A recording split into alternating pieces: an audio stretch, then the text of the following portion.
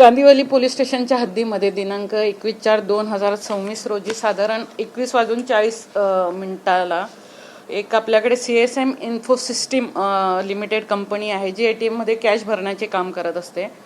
ही जेव्हा van Axis bank ATM Rajkiran society जी आहे कांदिवली पोलीस स्टेशनच्या हद्दीमध्ये त्या ठिकाणी कॅश भरण्यासाठी आली असता जो कॅश भरणारा कर्मचारी जो असतो त्याने व्हॅनमधून इतर गार्ड आणि जे कर्मचारी होते त्यांना गुंगारा देऊन तो बॅग जी पैशाने भरलेली होती ती बॅग घेऊन खाजगी वाहनाने पळून गेला होता।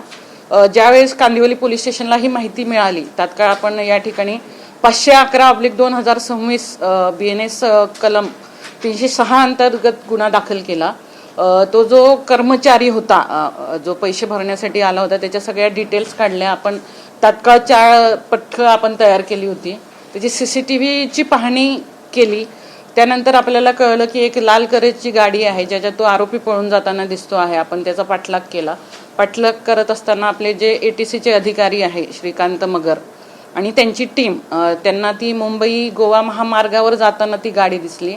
आपण त्या ठिकाणी मुंबई गोवा महामार्गावर जे बाभळी आहे जिल्हा रायगड त्या ठिकाणी ती लोकेट करून आपण तात्काळ 2 आरोपींना ताब्यात घेतले। आपण तात्काळ त्या 2 आरोपींकडे चौकशी करून जी रक्कम होती जवळपास 66 लाख रक्कम होती सर्वसाधारण तीही ताब्यात घेतली। जी गाडी वापरली होती ती ताब्यात घेतली आहे आणि 100% आपण त्याच्यात 6 तासाच्या आत रिकव्हरी ही केलेली आहे।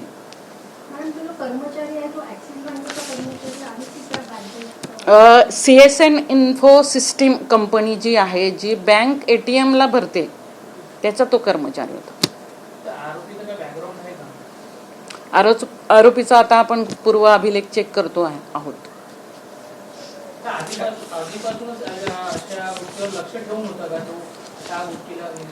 तो ज्या ATM म्हणजे ती जी सोसायटी आहे राजकिरण कोऑपरेटिव्ह सोसायटी आणि त्याच्या डोक्यात होतंच की ज्या ठिकाणी आपण पकडले जाणार नाही किंवा पटकन लक्षात येणार नाही त्या ठिकाणी थोडा अंधार होता त्याचा फायदा घेऊनच त्याने ते इतर गार्ड आणि कर्मचाऱ्यांना गुंगारा दिलेला आहे असं आपण तपासात आपण निष्पन्न करतो।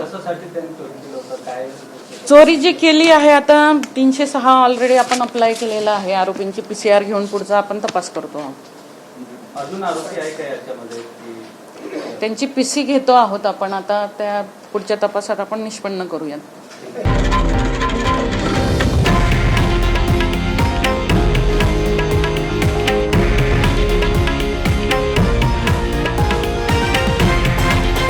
हे आहे देशातील नंबर 1 न्यूज नेटवर्क आणि आपण पाहत आहात TV9 मराठी, एकमेव।